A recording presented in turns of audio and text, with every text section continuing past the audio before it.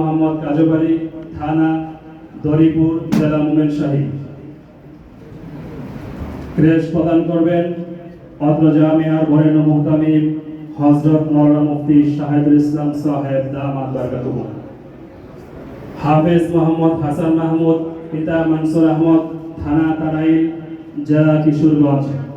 Crash প্রদান করবেন অত্র জামিয়ার সম্মানিত কোষাধ্যক্ষ জনাব মোহাম্মদ আব্দুল আজিজ সাহেব।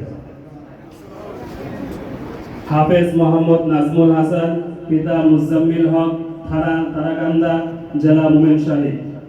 ক্রেশ প্রদান করবেন অত্র জামিয়ার মুতাওয়াল্লি আলহাজ মোহাম্মদ জসিম উদ্দিন।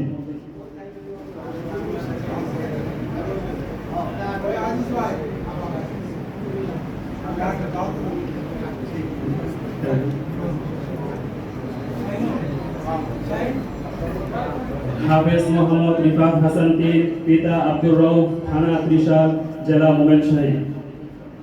ক্রেশ প্রদান করবেন আমাদের আজকের দাওয়াতি মেহমান ওয়ার্ডের নির্বাচিত কাউন্সিলর জনাব মোহাম্মদ মাহবুবুর রশিদ খান শিবু ভাই।